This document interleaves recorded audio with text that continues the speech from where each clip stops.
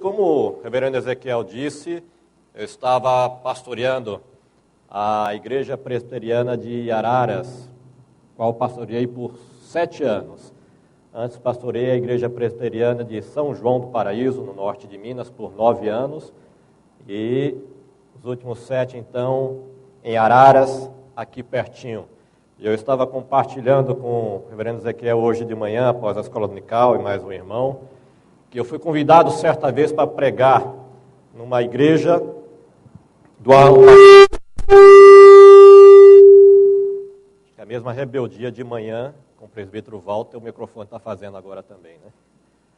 Mas eu fui convidado por um pastor amigo meu, do meu presbitério lá, presbitério de Leme, para pregar na igreja dele, e fui juntamente com a minha esposa, e antes de passar a palavra para mim, ele falou à igreja: meus irmãos, nós temos aqui nessa noite, visitando a nossa igreja, um casal de araras, né? Então, depois eu falei à igreja, quando assumi a palavra, disse: só poderia ter sido pior, e se eu morasse em Cascavel, né? Menos mal Araras, né? Mas agora em Araraquara, né? Como o pastor disse, eu estou de licença agora, estamos morando aqui em Araraquara desde o final de novembro do ano passado, passando esse ano aqui, congregando com os irmãos e nos alimentando da palavra de Deus, proferida pelo reverendo Ezequiel e outros pastores que têm pregado aqui. E é um privilégio a gente também poder compartilhar dessa palavra bendita do nosso Deus. Mas antes eu gostaria de apresentar, apesar que já foi apresentado algumas vezes, a minha família, mas poder apresentá-lo novamente aqui à igreja, e ainda mais que a minha esposa também está aqui hoje. Na maioria das vezes ela não pode estar por questão de trabalho, só folga um domingo por mês durante a noite, e coincidiu de ela folgar justamente hoje que eu estou pregando aqui. Mas, para não constranger, ficar de pé, eu vou apresentar aqui no slide mesmo a minha família. Bom, a família Coelho, não é Lebre, não confunda, o sobrenome é Coelho mesmo. Eu sou Adler, então, minha esposa Paula, essa morena bonita, de olhos castanhos esverdeados. É comum você achar pessoas com olhos castanhos, é comum também pessoas de olhos verdes, mas castanhos esverdeados é para poucos. E eu achei uma dessas poucas, né, que é a minha esposa. Foi uma das primeiras coisas que me chamou a atenção quando eu a conheci, foram os olhos dela. Eu falei: essa mulher tem algo de especial, né? E eu então resolvi casar com ela. Então o nome dela é Paula, e Paula, os irmãos sabem que significa pequeno, né? Então ela é uma mulher pequena em estatura, mas grande como pessoa, como mulher. E tem me acompanhado durante esses anos todos aí de ministério. Meu nome, vocês podem notar que não é muito comum. Adler é um nome alemão, mas eu não sou um pastor alemão, tá bom? Eu não sou alemão de nascença e nem também sou descendente de alemão, ok? Meus pais simplesmente acharam esse nome num livro, gostaram e resolveram então colocá-lo em mim. Mas as pessoas, a maioria das pessoas enroscam no meu nome, né?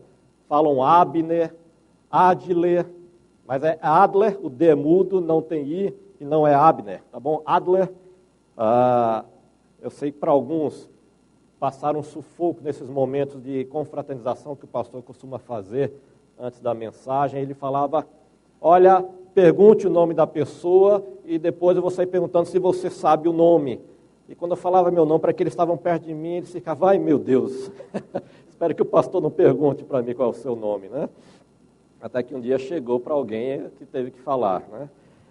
Mas não é tão difícil, né, meus irmãos? E as minhas filhas, que são a Bianca e a Gabriele. Bianca é a mais nova, a caçula, e Gabriele é a minha primogênita, né? Então, as duas filhas que Deus nos abençoou, nos presenteou. Gabriele com 16 anos, Bianca vai completar 12 anos. E tem sido uma bênção, uma alegria para nós, as nossas filhas também. Então, somos nós, então, a família Coelho. Só para os irmãos conhecerem um pouquinho mais da gente, né? Muito bem, queridos. Eu quero convidar os irmãos a estarem abrindo as suas Bíblias no Evangelho segundo Lucas. Evangelho segundo Lucas,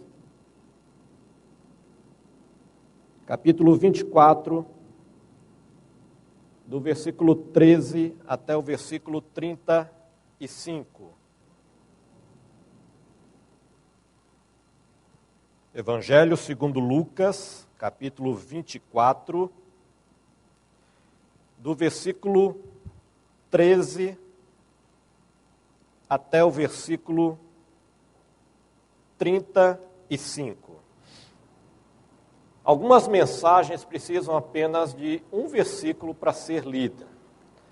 Outras, preciso ler o texto todo, para que a gente entenda todo o contexto. Então, apesar de ser um texto um pouquinho longo, eu quero convidar os irmãos que acompanhem a leitura aí na sua Bíblia e acompanhem com atenção. Às vezes a gente acaba dispersando um pouco, mas eu peço que os irmãos sejam atentos à leitura do texto bíblico de Lucas 24, do versículo 13 até o versículo 35, que nos diz assim a palavra do nosso Deus. Naquele mesmo dia, 2 deles estavam de caminho para uma aldeia chamada Emaús, distante de Jerusalém 60 estádios, e iam conversando a respeito de todas as coisas sucedidas.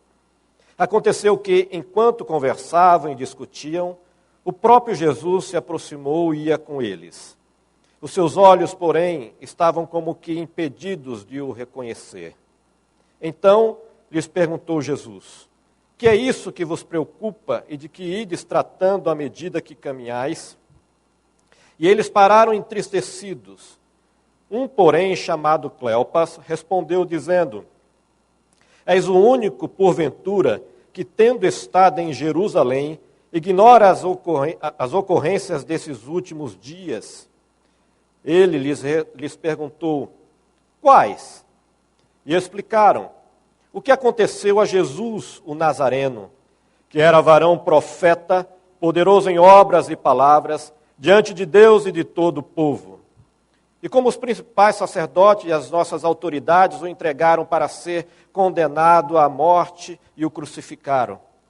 Ora, nós esperávamos que fosse ele quem havia de redimir a Israel. Mas depois de tudo isto, é já este o 3º dia desde que tais coisas sucederam.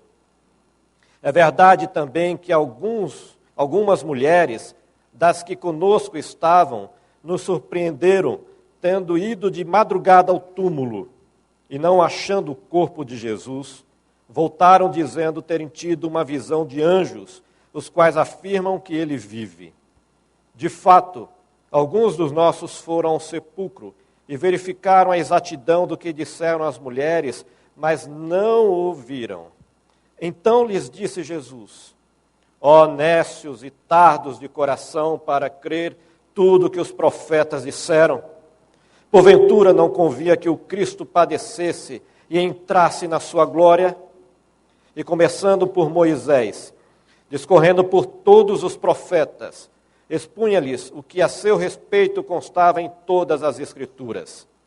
Quando se aproximavam da aldeia para onde iam, fez ele menção de passar adiante.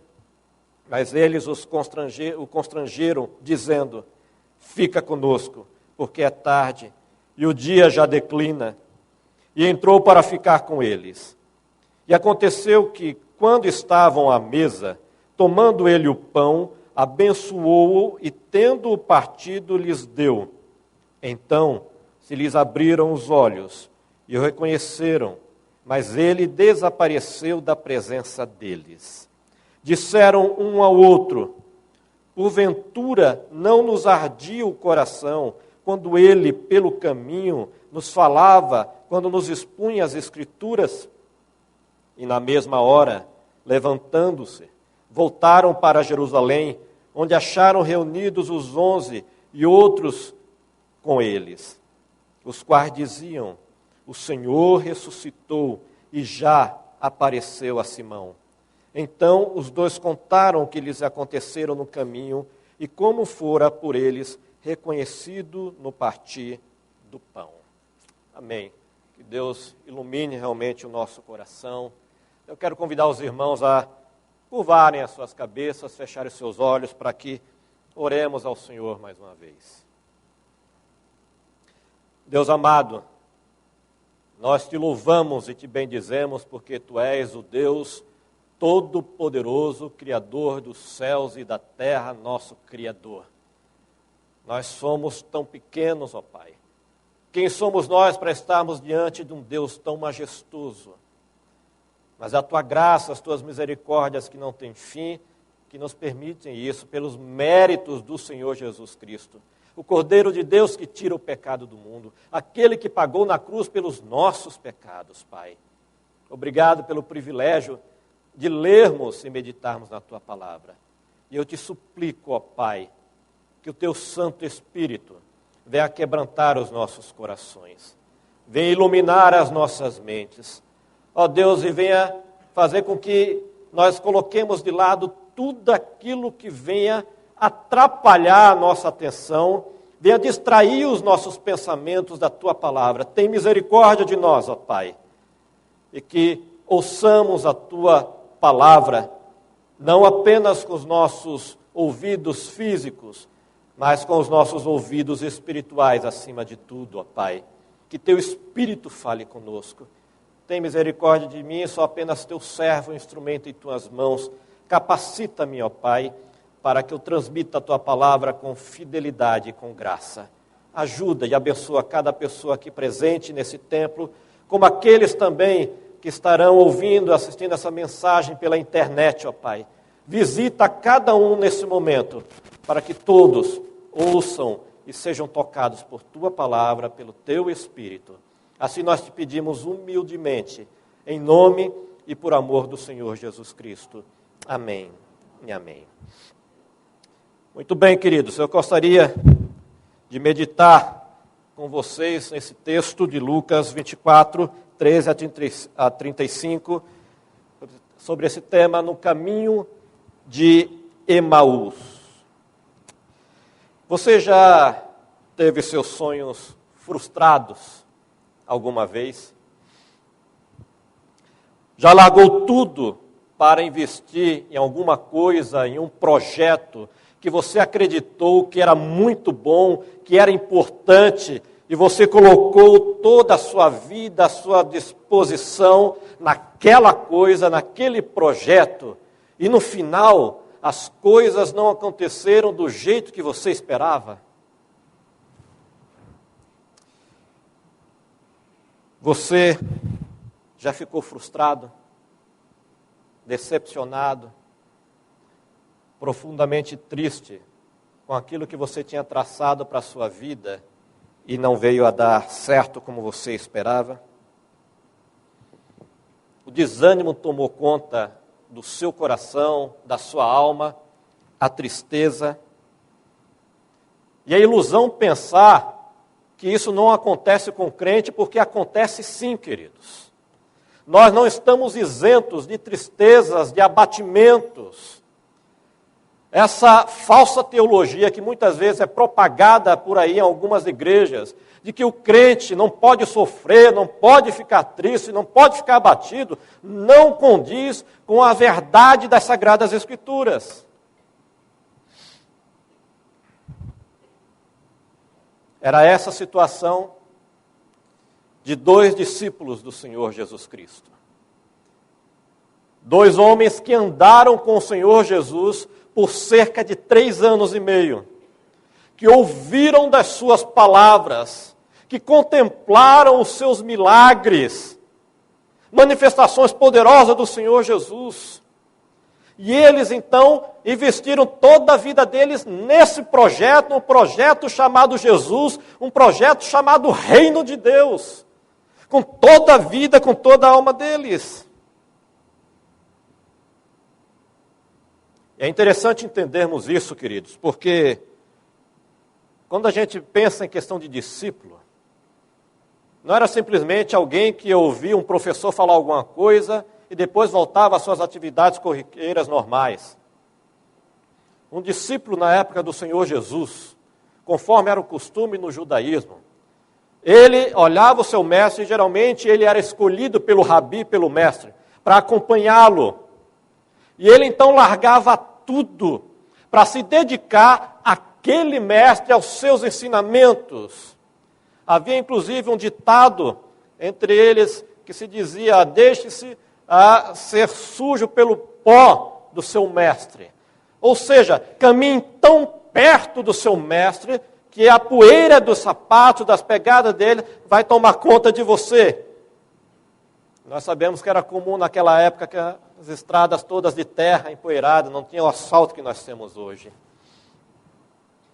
Então o discípulo entregava tudo, se dedicava totalmente ao seu mestre, aos seus ensinamentos, como fizeram os discípulos do Senhor Jesus. Largaram suas profissões, largaram suas famílias, largaram tudo para segui-lo. E olhando o que ele falava com poder, com graça, e também os sinais que ele operava, eles ficavam encantados cada vez mais. É o Messias, finalmente chegou o Messias que nós esperávamos por tanto tempo.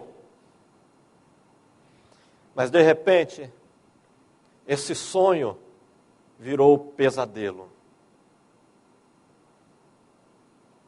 O mestre, o rabi amado, o Messias esperado, havia sido preso e crucificado. E esse já era o terceiro dia. Era o domingo. Esses discípulos estavam profundamente tristes, abalados, chocados. Talvez para nós seja um pouco difícil entender isso, porque já se passaram mais de 2000 anos, nós conhecemos através da Bíblia a história de Jesus e que ele veio ressuscitar. Mas para aqueles discípulos que caminharam com ele, de repente vendo o seu mestre sendo preso, açoitado e morto numa cruz.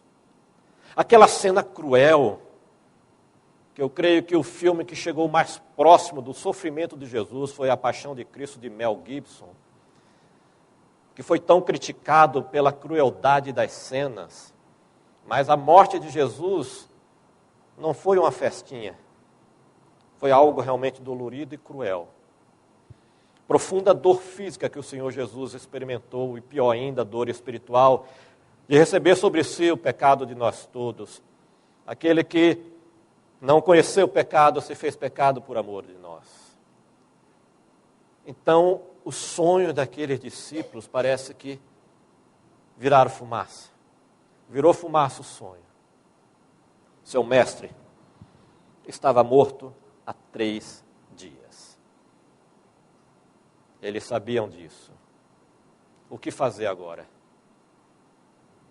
Qual o passo a tomar? Era o domingo, dia que o Senhor Jesus havia ressuscitado. E o capítulo 24 do Evangelho de Lucas, que é o último capítulo, fala justamente da ressurreição do Senhor Jesus. Capítulo anterior sobre a sua morte. Capítulo 24, o dia da ressurreição. Mas esses discípulos aqui não sabiam ainda da ressurreição do Senhor Jesus, ou pelo menos não haviam crido nela totalmente. E o que vem na cabeça deles é pegar o caminho de Emaús.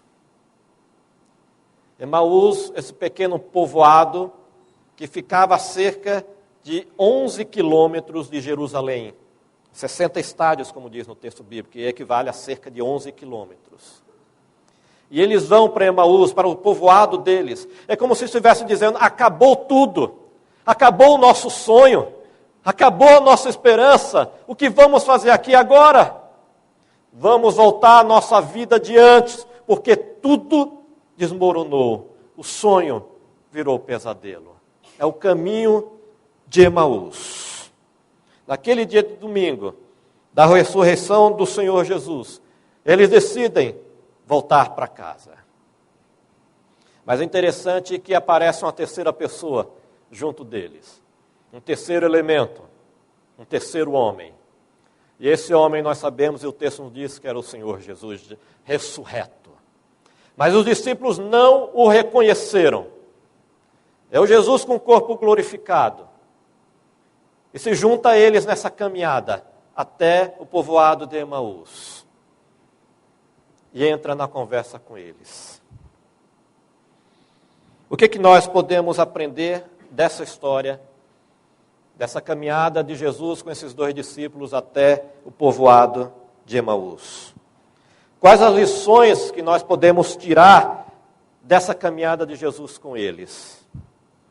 Eu quero convidá-los, meus queridos, a entrarem nessa história e pegarem o caminho de Emaús, juntamente com Jesus e esses 2 discípulos. E ao final dessa jornada, que cada um aqui, que está aqui presente e assistindo pela internet, possa enxergar Jesus em sua própria história, em sua própria caminhada cristã.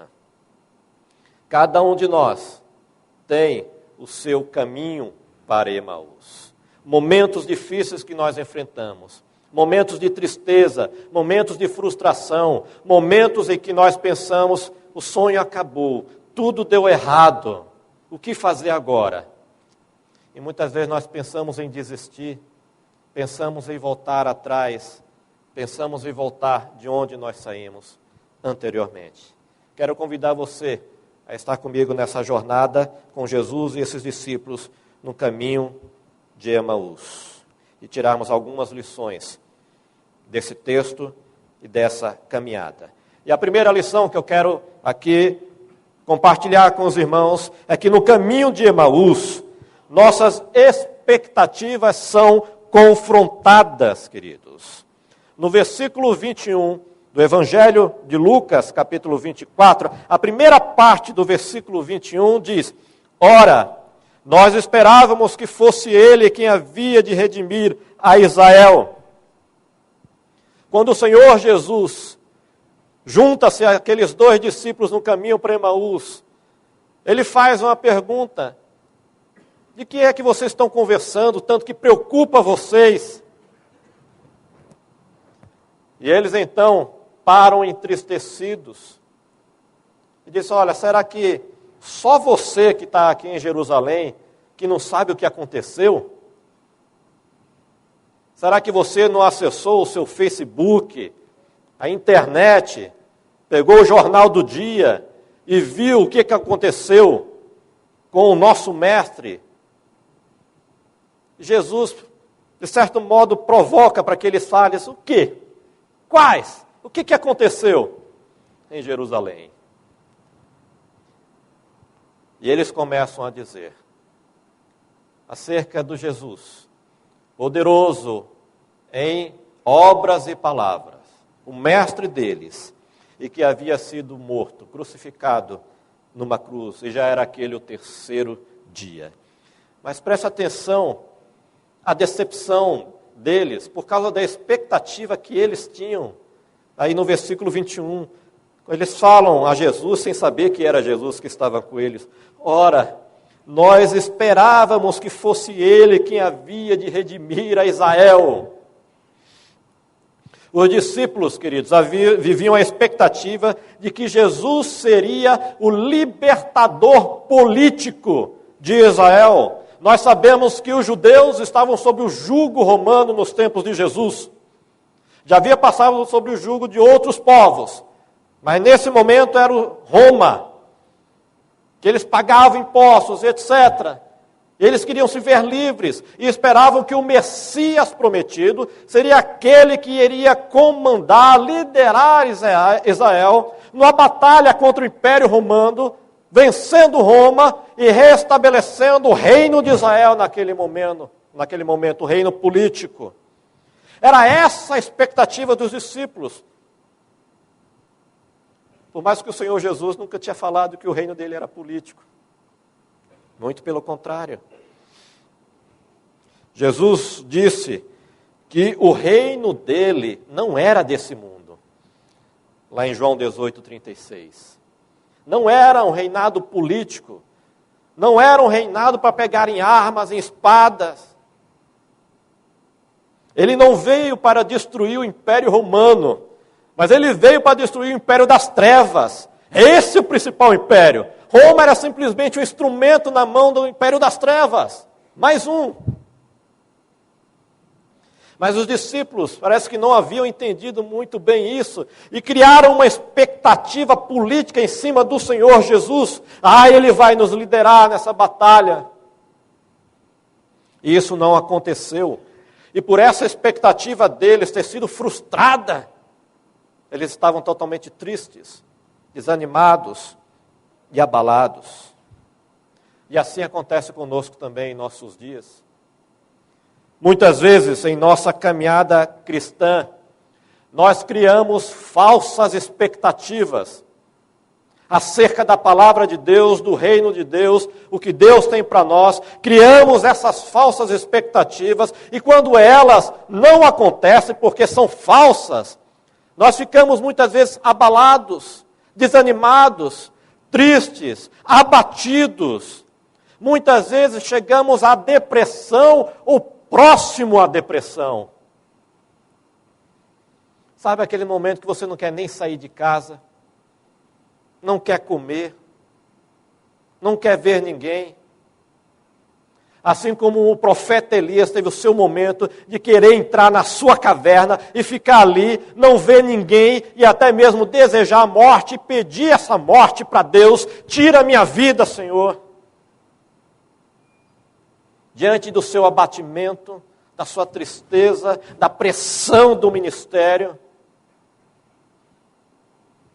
Nós não estamos isentos disso, querido. Isso não foi um privilégio desses discípulos do Senhor Jesus na época do seu ministério terreno, mas isso também acontece conosco hoje, em nossos dias. Quem sabe há alguém aqui nessa noite, ou nos vendo pela internet, que está passando por uma situação semelhante a essa. Está profundamente desanimado, abatido, inclusive sem querer ir mais na igreja. Não tem mais aquele ânimo, aquele ímpeto de ir à igreja, de encontrar os irmãos, de cultuar e louvar o Senhor. A sua chama espiritual está apagando. Até mesmo para ler a Bíblia é difícil. Orar então nem se fala.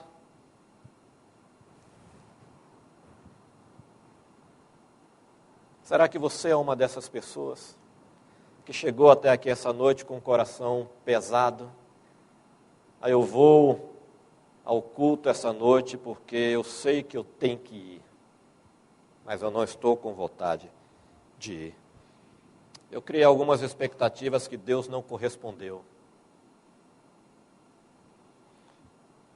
Eu queria que a gente pensasse um pouco sobre isso, queridos. Algumas falsas expectativas que nós acabamos criando na nossa mente, no nosso coração, e acabamos pagando preço por causa disso.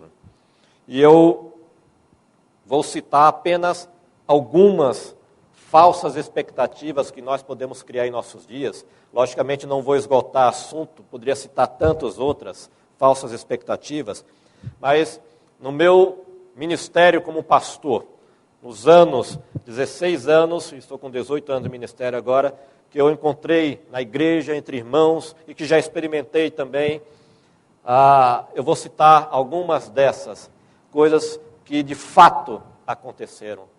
Expectativas criadas por vários irmãos e que não acontecem, porque eles olham para a Bíblia muitas vezes de uma maneira errada, com a interpretação errada, e colhem o preço disso depois. Uma primeira falsa expectativa, e vejam que geralmente é baseada em algum texto bíblico, né? E alguém pode pensar, porque por ser crente, toda a minha família será salva.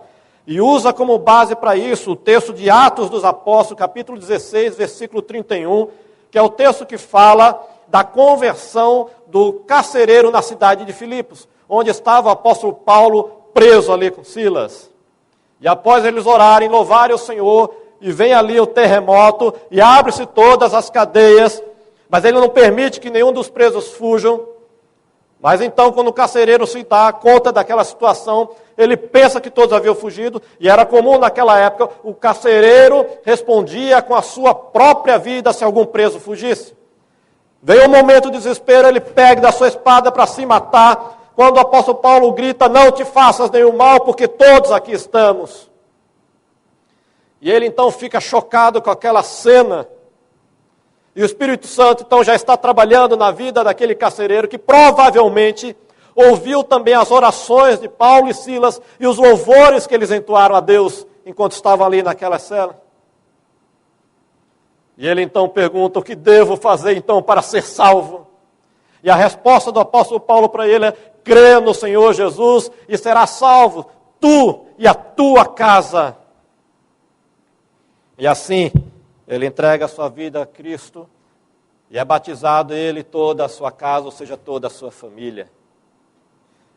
Mas muitos, infelizmente, queridos, em nossos dias, pegam esse texto como uma promessa geral para todo mundo hoje. Olha, se você se converter, toda a sua família, todos os seus parentes vão se converter também. Meus queridos, isso não é doutrina. A Bíblia não diz isso. Isso foi uma promessa específica para o carcereiro de Filipos. A Bíblia não diz todos os crentes que se converterem terão todos os seus parentes convertidos, salvos. Não. Tem parente de crente que está morrendo sem ser convertido. E quando a pessoa cria essa expectativa e se depara com essas coisas, parentes morrendo incrédulos, começa a bater um desespero. O que está acontecendo? A palavra de Deus está falhando? Não, não está. A sua interpretação é que está falhando. Você que criou uma expectativa que não é bíblica. Sim, queridos, nós devemos desejar a conversão de nossos entes queridos. E não apenas desejar, mas devemos orar para que isso aconteça. E devemos também testemunhar com as nossas vidas para os nossos entes queridos, para que eles vejam Cristo em nós. E que alegria é quando vemos realmente que Deus os alcança com sua graça e misericórdia. Mas Deus não promete que fará isso com todos. Isso é uma falsa expectativa. E cria frustração naqueles que creem nela. Mas uma segunda falsa expectativa que eu quero citar para os irmãos, é como algum irmão ou irmã pensa assim, por eu servir a Cristo, posso conseguir tudo o que eu quiser. E baseia isso no texto de Filipenses capítulo 4, versículo 13, que os irmãos conhecem muito bem, que diz o quê? Estou dizendo que vocês sabem. Esse texto o crente gosta de decorar, querido. Tudo posso naquele que me fortalece. São aqueles textos bíblicos que os crentes gostam de memorizar, porque eles pensam simplesmente do lado positivo do texto. Como, por exemplo, Salmo 23:1, que diz... O pessoal costuma pular o vale da sombra da morte. Mas fica aí, no Senhor é meu pastor, e nada me faltará. Nada. Pula o vale, deixa esse negócio de vale para lá. Foi mais ou menos o que aconteceu, queridos, quando o Senhor Jesus começou ainda, antes de ser morto, começou a falar com os seus discípulos acerca do que ele iria sofrer, da sua morte na cruz. E o apóstolo Pedro chega perto dele e diz, mestre, para de falar isso aí, para de besteira, que conversa mais para baixo, mais down. Deixa disso, Jesus. Que negócio de cruz. Tudo posso naquele que me fortalece. O Senhor é o Messias, o Filho de Deus. Arreda Satanás. Nós muitas vezes criticamos Pedro, mas fazemos a mesma coisa, queridos. Ainda hoje agimos assim. Tudo posso naquele que me fortalece. E geralmente, os crentes pegam esse texto de Filipenses 4,13 e interpretam-no da seguinte maneira. Eu posso conseguir aquele emprego dos meus sonhos daquele que me fortalece. Ou então eu posso conseguir aquela promoção na empresa que eu trabalho, naquele que me fortalece. Ou ainda, eu posso conseguir a casa dos meus sonhos, ou aquele carro zero que eu tanto desejo, naquele que me fortalece. Eu posso ficar curado da minha doença, naquele que me fortalece. Se Deus quiser, pode, querido. Deus pode nos dar todas essas coisas, se Ele assim quiser. Mas nem sempre Ele quer. O que o apóstolo Paulo está querendo dizer aqui no texto de Filipenses 4,13 é que Ele pode tudo naquele que o fortalece, que é o Senhor Jesus. Ou seja, ele pode enfrentar momentos bons, como pode enfrentar momentos ruins, de dificuldade, de dor, de sofrimento. Não só coisa boa, queridos. Não devemos ler apenas o versículo 13 do capítulo 4 de Filipenses, mas nós devemos também ler os versículos 11 e 12, que antecede o versículo 13, onde o apóstolo Paulo diz que aprendeu a viver contente em toda e qualquer situação, e que sabia estar humilhado como ser honrado, e que tinha experiência tanto de fartura como de fome, de abundância como de escassez. E você diz amém para isso? Ou só para o versículo 13? Muitos crentes só querem saber dizer amém para o versículo 13. Versículo 11 e 12 fica um silêncio mortal.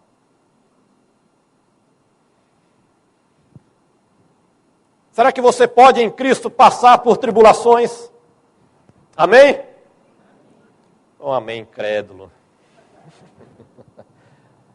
Você pode passar por escassez em nome do Senhor Jesus, amém? Você pode perder o seu emprego por amor a Cristo, amém? E suportar isso. Você pode passar por uma enfermidade, orar para Deus curá-lo e não ser curado e suportar isso, amém? Tudo posso naquele que me fortalece. É essa a interpretação correta desse texto. Se nós pensarmos só no aspecto positivo, nós criamos expectativas falsas, queridos. E a coisa não acontece, e vem uma tremenda frustração sobre nós, e começamos a dizer e a pensar, Deus falhou comigo, a palavra de Deus está falhando. Você sabia que aí nos manicômios da vida, muitos dos internos são ex-crentes? Sabia disso? Eu já deparei com alguns deles. Pessoas que perderam a noção, perderam o juízo. Porque criaram falsas expectativas. Começaram a pregar e vivenciar inverdades bíblicas. Palavra de Deus torcida, mal interpretada. E quando viram que aquilo não acontecia, veio uma tremenda frustração. E chegaram a perder o juízo. Tem mais uma falsa expectativa que eu quero compartilhar com os irmãos. Alguns podem pensar, por eu ser filho ou filha de Deus, ele vai cumprir todos os desejos do meu coração. Amém, irmãos? Agora vocês estão ficando espertos, né? Ninguém está dizendo mais amém. Mas não é assim. Aí usam, por exemplo, Salmo 37, versículo 4, é um dos textos usados nessa questão. O que diz o Salmo 37, versículo 4, queridos? Os crentes sabem isso também, né? Agrada-te do Senhor, e Ele satisfará os desejos do teu coração. Que maravilha, aleluia! Eu creio nisso e tomo posse dessa palavra. Já viram muitos dizendo isso? Eu tomo posse para mim essa palavra. Deus vai conceder todos os desejos do meu coração. Aquele carrão, aquela casa maravilhosa, aquela mulher dos meus sonhos, o homem dos meus sonhos. Deus vai conceder. Deus vai. Senhor, dá-me. Vocês já ouviram aquela história de uma pessoa que estava numa igreja, num templo, sozinho, e estava querendo muito casar. O sonho daquele homem era casar. Ele colocou, Senhor, Tu tens o melhor para mim, eu sei. Tu me amas. Eu queria uma esposa. E que o Senhor capriche. Né? Eu confio no Senhor. Eu confio tanto no Senhor. Eu vou dizer uma coisa. A primeira irmã que entrar na porta desse templo hoje é a mulher que o Senhor tem para mim. Pouco depois dele fazer essa oração, entrou uma mulher bem feia.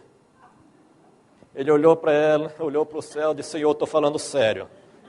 Não brinca com isso, não. É. O que é bom, queridos? O que é bom para nós? Nossos valores são muitas vezes equivocados. Muitas vezes. E nós precisamos tomar cuidado com isso. Deus vai me dar tudo que eu quero? Todos os meus desejos? Tem muito crente confundindo Deus com o gênio da lâmpada de Aladim. Você esfrega a Bíblia e faz os seus pedidos. Como se Deus fosse o gênio. Senhor, eu quero isso, isso, aquilo, outro. E Deus, pois não. Nós começamos a inverter os valores. Nós que somos servos, começamos a tratar Deus como se Ele fosse o servo e nós fôssemos os senhores. E começamos a dizer, Deus, eu quero isso. E pior, começamos a determinar. Deus, eu determino que o Senhor me dê a cura. Eu determino que o Senhor me dê aquela casa, aquele carro, aquele emprego. Quem somos nós para determinarmos alguma coisa para Deus? Inclusive, já há alguns anos, muitos anos atrás, o pastor Paulo César, do Grupo Logos, compôs uma música que falava sobre isso. E a letra, não vou dizer direito ao certo, mas dizia mais ou menos assim: aqueles que ontem achavam-se servos, hoje acham-se Senhor. Justamente por essa maneira de querer dar ordem a Deus, dizer o que Deus tem que fazer. O Senhor tem que fazer isso. Devemos tomar muito cuidado mesmo, para que não caiamos nesse engodo, queridos. Deus, Ele não vai satisfazer todos os desejos do nosso coração. A gente tem que orar a Deus com humildade, entregando a nossa vida nas mãos dEle, e que a vontade dEle prevaleça e não a nossa, como fez o Senhor Jesus. O pastor Ed René Kivitz, ele conta que certa vez o pastor Ariovaldo Ramos, que é amigo dele também, estava acho que num período de férias, se não me engano, e visitou uma igreja durante o culto. E disse que então o pregador daquela noite naquela igreja, não sei se era o pastor da igreja ou um convidado, ele falou para os irmãos daquela igreja no culto, disse, olha, abram sua Bíblia aí, suas Bíblias no Evangelho de Lucas, capítulo 15, a parábola do filho pródigo. E eu vou ensinar para vocês essa noite como vocês devem orar. Disse que o pastor Eovaldo Ramos então pensou, poxa, que legal, né? Ele vai falar que o crente deve orar com humildade, como fez o filho pródigo. Pai, pequei contra o céu e diante de ti, já não sou digno mais de ser chamado teu filho, trata-me como um dos teus trabalhadores. Mas para a surpresa dele, após ler o texto, o pastor disse que estava pregando, é assim que vocês devem orar a Deus, aprendam. Deus, dá-me o que é meu. Ele ficou, meu Deus, o que é isso? Deus, dá-me o que é meu, dá-me tudo que é meu, dá-me a parte que me cabe.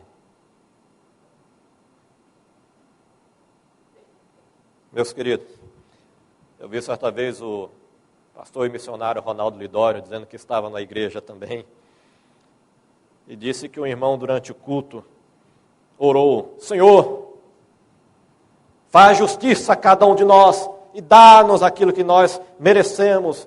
E o Ronaldo Lidório, o Senhor não responde essa oração, que não vai sobrar ninguém vivo aqui. O que nós merecemos é o juízo de Deus, é o inferno, querido. Dá-me o que nós merecemos.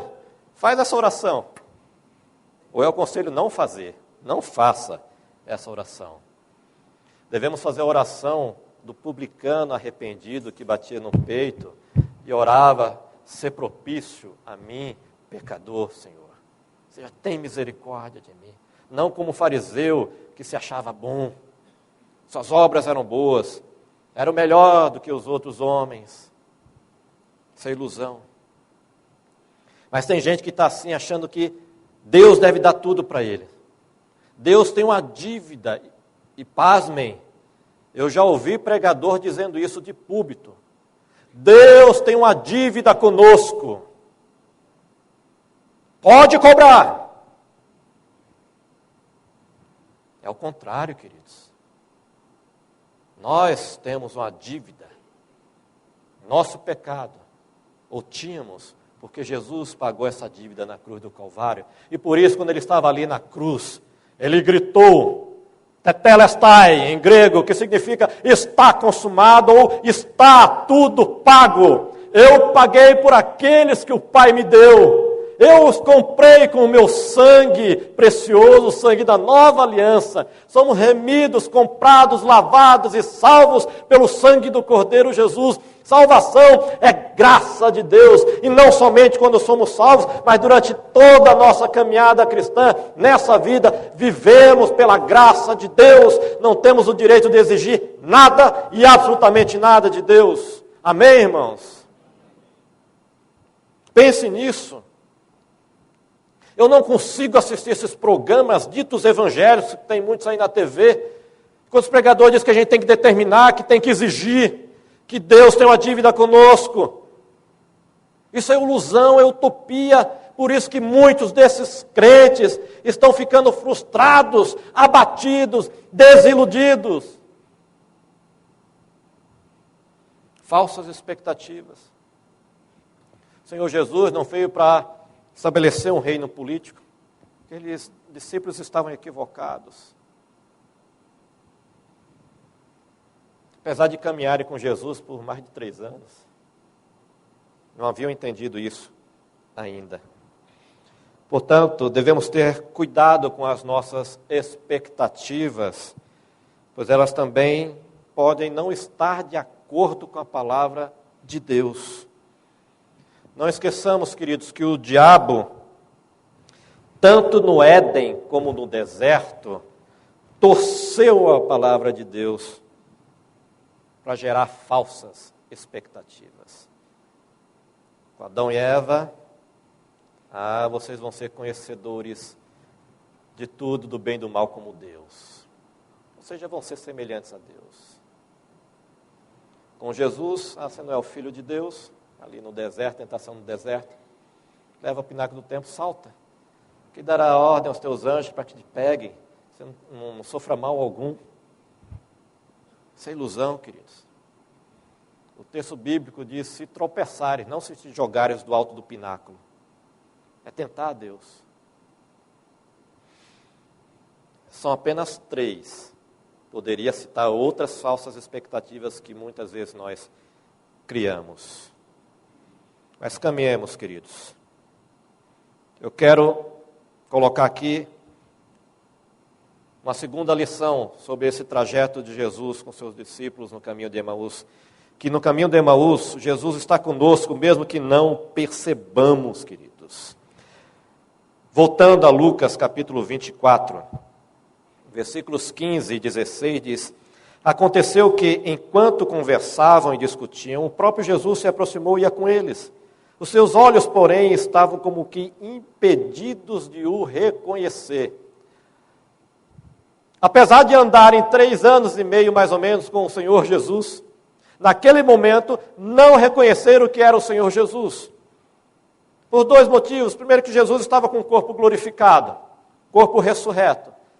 E segundo, porque o texto nos diz que eles foram impedidos de o reconhecer. Ou seja, foi intenção do Senhor que eles, naquele momento, não o reconhecessem. E Jesus, então, vai instigando-os, vai falando com eles, vai com aquele caminho junto com eles. Mas apesar deles não terem percebido e reconhecido a pessoa do Senhor Jesus ali com eles, Ele estava com eles. Isso para nós é motivo de alegria e conforto, queridos. Porque muitas vezes nós não enxergamos o Senhor conosco, mas Ele está conosco. Não precisamos enxergá-lo. Precisamos apenas crer. E fé é crermos em Deus mesmo quando parece que Ele está ausente das nossas vidas. Vou repetir. Fé é crermos em Deus mesmo quando parece que Ele está ausente das nossas vidas. Você já teve aquele sentimento que diante da sua tristeza, do seu problema, do seu sofrimento, parece que o céu está blindado. Parece que Deus não ouve as suas orações. Você ora, clama, clama, clama, e parece que Deus não ouve, não responde e não está nem aí para você. Já passou por isso? Eu já. Seria mais ou menos semelhante ao clamor do profeta Abacuque no início do seu livro, quando ele clama, Até quando, Senhor, clamarei eu, e tu não escutarás? Gritar-te-ei violência, e não salvarás. É interessante que o profeta Abacuque já começa o seu livro com esse texto, já no versículo 2. E para ele dizer isso, até quando, Senhor, clamarei eu? Isso nos indica que ele não estava começando a orar, a clamar naquele dia. Já havia tempos que ele estava orando ao Senhor, clamando a Deus com toda a sua alma. O povo de Israel estava em profunda ruína social e espiritual. Profeta como homem de Deus, clama a Deus pelo seu povo. E parece que Deus não ouve, não responde. Até que depois de um tempo, Deus responde. Mas pasmem, não responde como o profeta Abacuque queria. Deus disse que vai mandar o inimigo como vara para disciplinar mais ainda o povo de Israel. Abacuque fica chocado, não era bem isso que eu esperava, Senhor. O Senhor vai mandar os babilônios para nos castigar mais ainda. Mas a questão aqui que eu quero destacar, queridos, é justamente essa. De muitas vezes parecer que Deus está ausente das nossas vidas, dos nossos problemas. Precisamos crer que, independente das circunstâncias, o Senhor está conosco através do seu Espírito. Creia nisso, por mais que você não veja, Ele está presente. O Senhor Jesus prometeu em João 16 que quando Ele fosse assunto aos céus, Ele enviaria o Espírito Santo para estar conosco. Não só estar conosco, mas estar em nós. Um dos nomes do Senhor Jesus, dito pelos anjos, seria Emanuel, que significa Deus conosco, Deus presente. Por maior que seja a sua dor, por maior que seja o seu sofrimento, por mais que o seu coração esteja angustiado, Deus está presente na sua vida. Deus te ama, Deus se importa com você mais do que você mesmo, por mais que você não veja, por mais que você não perceba. E isso é fé, queridos. Fé é crermos naquilo que nós não vemos. Eu não preciso ter fé para crer na existência desse púlpito, porque eu estou vendo, eu estou tocando. O Senhor Jesus repreendeu seus discípulos, em especial Tomé, por sua incredulidade. Disse a ele, bem-aventurados os que não viram e creram. Ainda mais em nossos dias, você por acaso vê fisicamente o Senhor Jesus? Se você precisa ver fisicamente a Jesus para crer, então você demonstra que não tem fé, que você de fato não crê. E isso são os idólatras que precisam de uma imagem, de algo para ver e tocar. Nós cremos na palavra de Deus. O Senhor Jesus, Ele nos fez uma promessa. E que promessa foi essa? Vamos ler todos juntos esse texto que está aí, parte dele, né, Mateus 28, 20, que está projetado.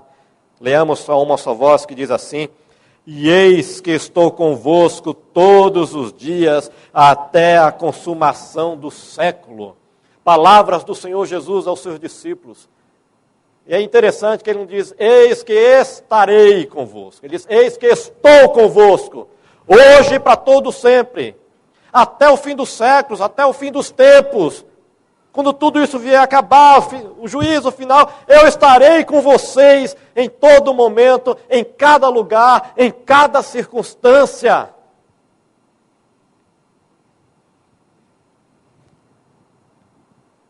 Há momentos que somente a crença na presença do Senhor nas nossas vidas é que nos consola. Palavra de um amigo não consola, palavra do nosso cônjuge não traz consolo, mas a certeza da presença real do Senhor conosco nos traz consolo. E que Ele não mente, e que suas promessas não falham. Acalentam a nossa alma. A presença de Jesus é real e é diária. Creia. Você não está vendo, mas creia a si mesmo. Enxergue-o com os olhos da fé, não com os olhos físicos.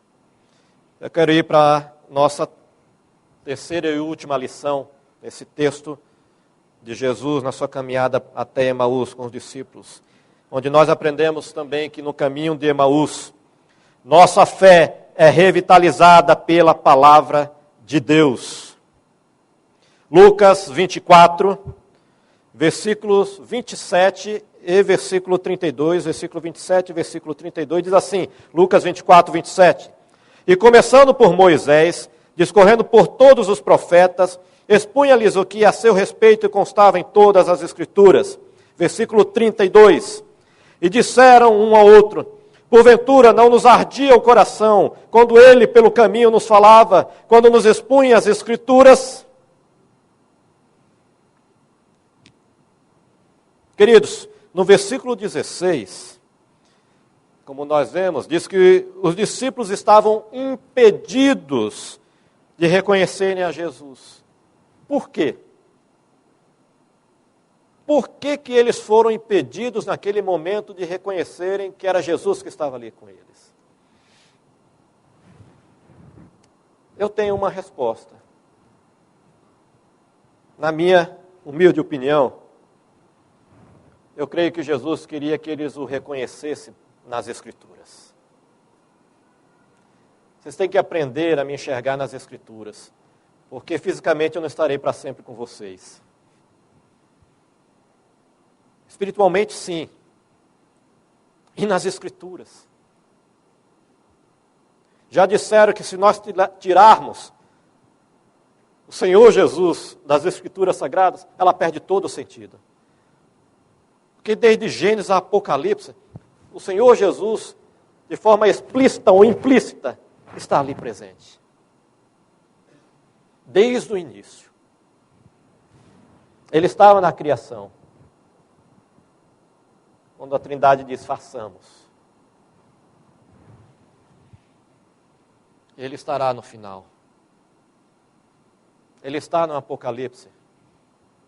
Como aquele Cordeiro de Deus. E que todos hão de se prostrar diante dele. E reconhecerem que ele é o Messias, o Filho de Deus, o Salvador. O Senhor Jesus vai caminhando com eles. Vai andando até Emaús. Quantos quilômetros de Jerusalém até Emaús, queridos? Lembram?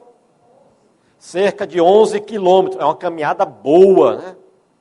E diz que Jesus, então, no início vai incitando. O que vocês estão conversando? Por que vocês estão assim tristes, preocupados? O que aconteceu? Como se ele não soubesse de nada. Ele vai incitando os discípulos a falarem, a colocarem o que eles estavam sentindo, a abrirem os seus corações. Isso é a graça de Deus, querido. É um Deus que nos ouve. É um Deus que quer que nós abramos o coração para Ele. E aqueles discípulos vão caminhando e Jesus vai ali com eles, caminhando junto. E começa a expor as Escrituras sagradas para eles. Desde ali, do início do caminho, até a aldeia, o povoado de Emaús. Começando pelos profetas, Moisés, a lei, os profetas, expondo todo o Antigo Testamento, que é a Bíblia que eles tinham na época. Falando da promessa do Messias, que ele viria e que ele sim sofreria, iria morrer pelo seu povo.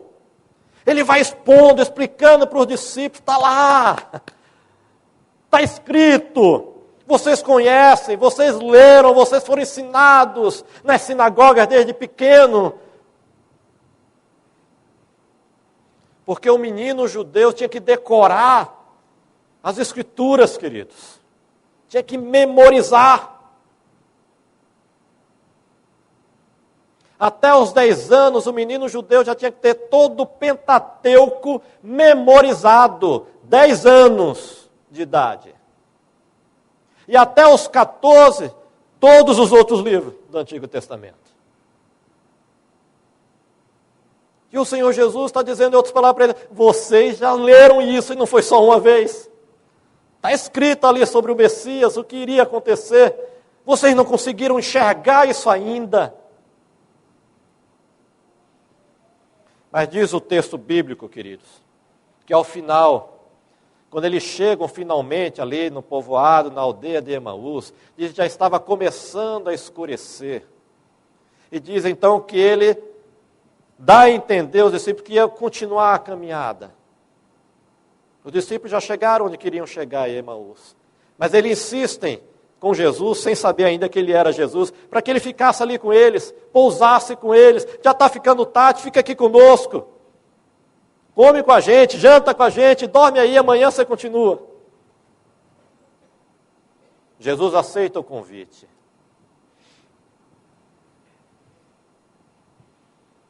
E diz que na hora da refeição, ele pega o pão diante daqueles 2 discípulos e o abençoa.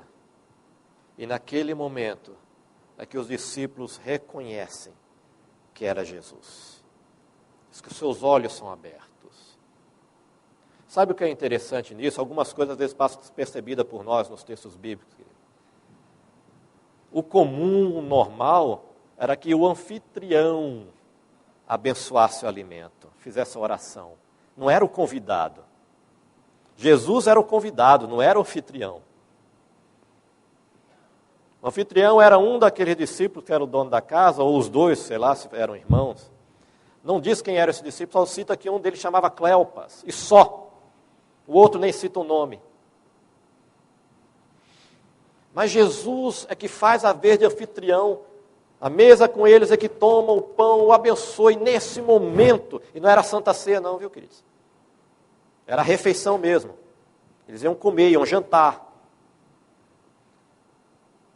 Parece que os olhos são desvendados.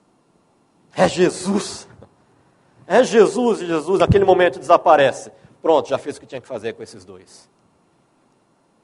Interessante que eles voltam correndo para Jerusalém naquele momento, não espera passar a noite, dormir para ir no outro dia cedo. Naquele momento, eles não querem saber de escuridão, queridos. E era perigoso caminhar à noite naqueles dias. De dia já era perigoso, quanto mais à noite. Muitos salteadores, bandidos. Mas eles não querem nem saber, são tomados de uma alegria imensa. E vão até Jerusalém para contar aos outros discípulos, o mestre estava conosco, mas é interessante que eles dizem, não nos ardia o coração enquanto ele nos expunha as Escrituras. E essa palavra ardia, no original, no grego, dá o sentido justamente de queimava, iluminava. Parece que o coração deles pegava fogo quando o Senhor Jesus no caminho expunha, falava das Escrituras sagradas para eles. Meus queridos, há momentos que somente as Escrituras mesmo. Porque se a gente olhar para o noticiário, não vem alegria. Você liga a TV, o que nós ouvimos? Crise, inflação, alta do dólar, violência, assassinatos, roubos, sequestro, corrupção. Você fica animado com isso? Se você fica, por favor, me dê a receita, que eu fico deprimido. O que nos reanima e nos dá esperança é a palavra de Deus, é a Bíblia, as Escrituras Sagradas, quando enchem o nosso coração, nossa alma, e revitaliza a nossa fé. A palavra de Deus revitaliza a nossa fé. Sua fé está tropegante. Volte-se para a palavra de Deus. Volte os seus olhos para a Escritura Sagrada. Medite na palavra, creia na palavra. Não nos noticiários, não o que as pessoas dizem. Nossa fé é revitalizada pela palavra de Deus. Em Romanos 10, 17, o apóstolo Paulo diz que a fé vem pelo ouvir, e ouvir a palavra de Cristo. A fé vem pelo ouvir. Josué foi reanimado pela palavra de Deus para assumir o local de Moisés, conduzindo o povo de Israel para entrar na terra prometida. O próprio profeta Elias, no seu pior momento, foi reanimado pela palavra de Deus, quando Deus ali falou naquele sussurro suave, tranquilo. Deixou eles abafar e disse, agora sai e volta que eu tenho que fazer com você ainda. Ele é reanimado no Senhor. Reanime-se na palavra de Deus. Eu quero estar concluindo, queridos. Concluindo, dizendo que na sua caminhada cristã, no seu viver com Deus aqui nesta terra, que você procure rever suas expectativas, para ver se elas estão de acordo com a palavra de Deus, com as Escrituras Sagradas. Faça uma revisão. Será que a sua frustração, sua tristeza não é por falsas expectativas? Consequências disso? Você interpretou mal a palavra de Deus, a vontade de Deus? Que na sua caminhada cristã, você creia que o Senhor está com você em todos os momentos, mesmo naquele de mais profunda tristeza e frustração, quando você não consegue enxergar a solução à sua frente, o Senhor está com você, creia nisso. E por último, na sua caminhada cristã, volte os seus olhos para a palavra de Deus, pois é ela que vai revitalizar a sua fé. A palavra de Deus, que é viva, que é poderosa, que é mais cortante do que espada de 2 gumes, que é mais doce que o mel e o destilar dos favos. É a palavra de Deus. Portanto, eu convido você, talvez no seu caminho para Emaús, entender que você tem que rever as expectativas, crer que o Senhor Jesus está com você, mesmo que você não enxergue. Ele te ama. Está em você através do seu Espírito. E Ele quer que você volte os seus olhos para a palavra dEle. Ela vai te revitalizar. Ela vai te reanimar. Ela vai te dar forças. Que Deus assim nos abençoe. Tenha misericórdia de nós. E aplique essa palavra em nossos corações. Que Deus os abençoe.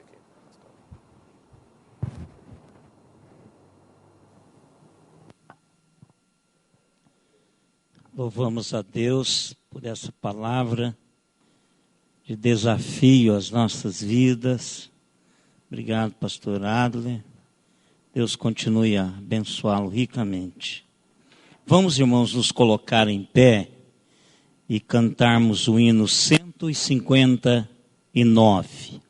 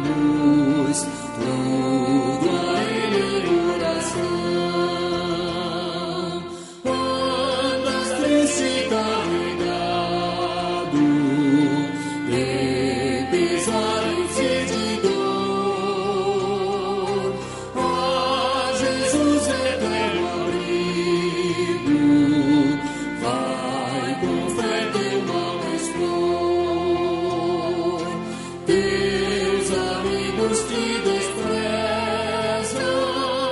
conta-lhes em oração, e por seu amor tão terno, paz terás no coração.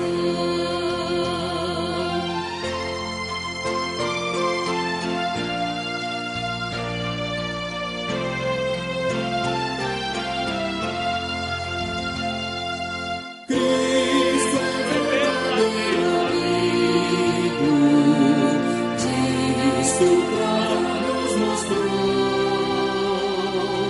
quando para resgatar-nos,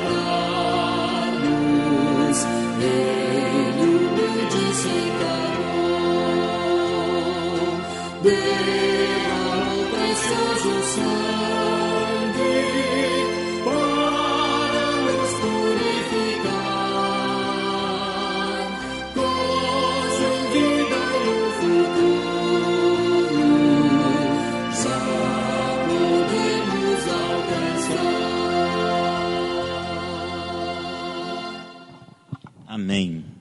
Vamos, irmãos, orar. Nós queremos agradecer de todo o coração pastor Adler pela mensagem, que Deus continue a abençoá-lo ricamente, meu irmão.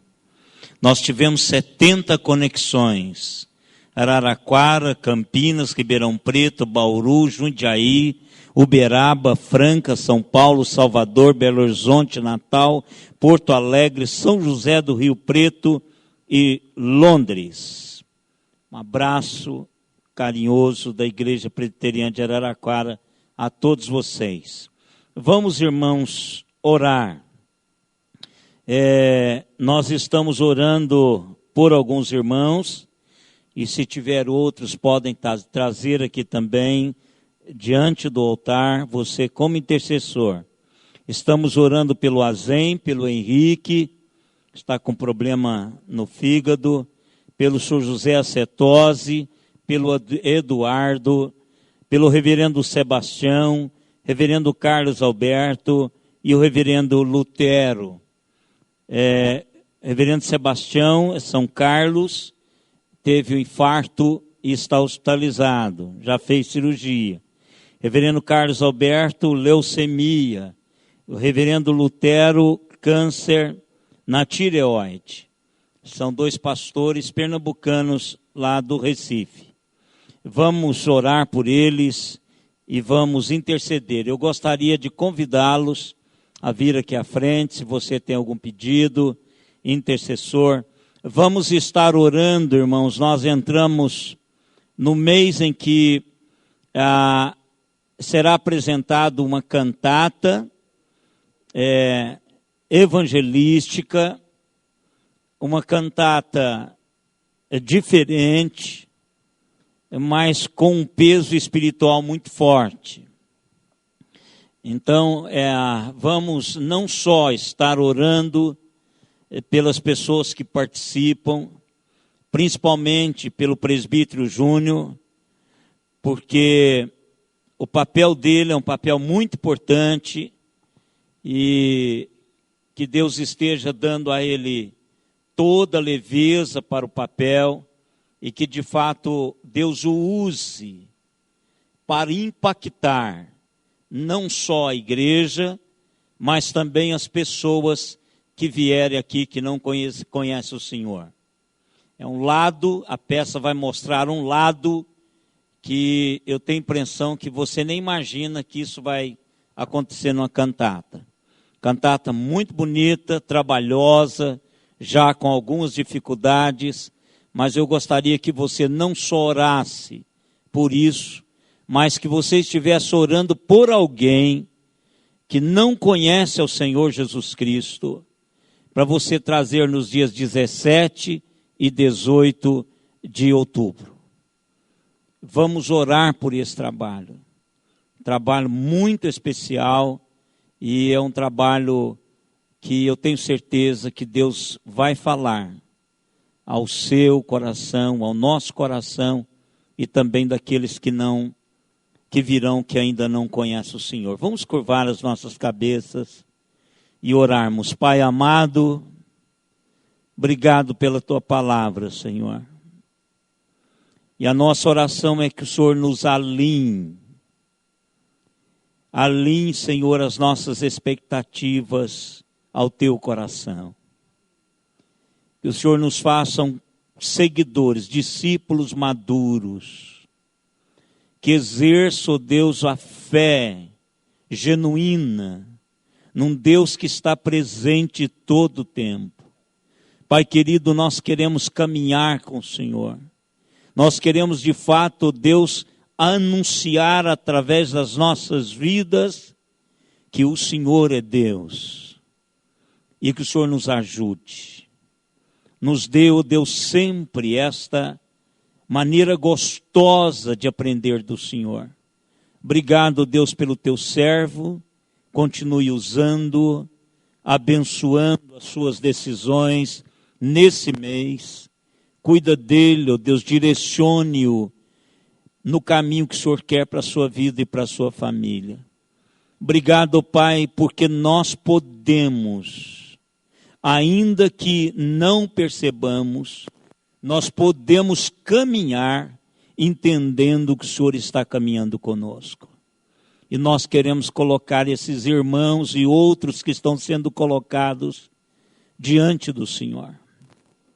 O Senhor pode qualquer coisa, se o Senhor quiser.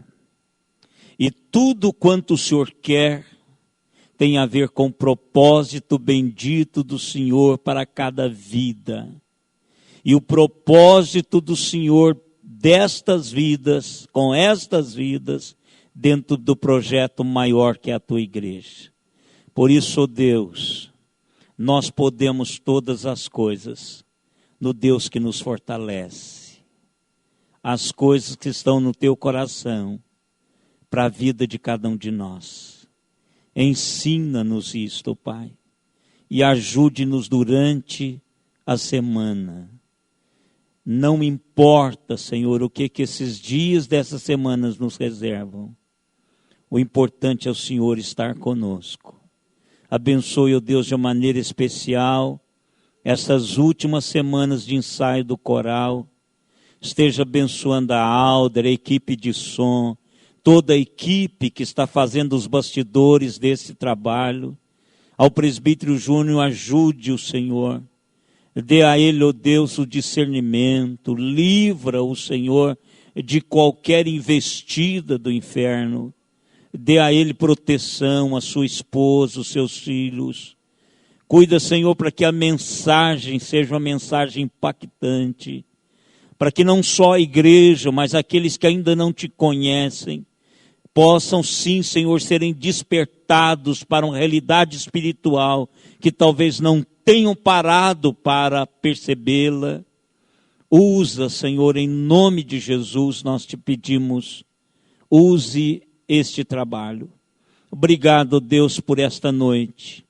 Obrigado, Pai, por eu ter estado aqui nesta noite e ter ouvido a tua palavra. Obrigado, Deus, por cada um que aqui está. Obrigado, Deus, por cada conexão, por cada pessoa que está por trás dessas conexões. Que o teu Espírito Santo aclareie a mente de cada um de nós. E agora, irmãos, que a graça do Senhor Jesus Cristo, o amor de Deus, o nosso eterno Pai, a comunhão, as consolações e o poder do Espírito Santo esteja em nós e sobre nós até aquele dia, quando com Ele nós nos encontraremos. Amém, Senhor. Amém.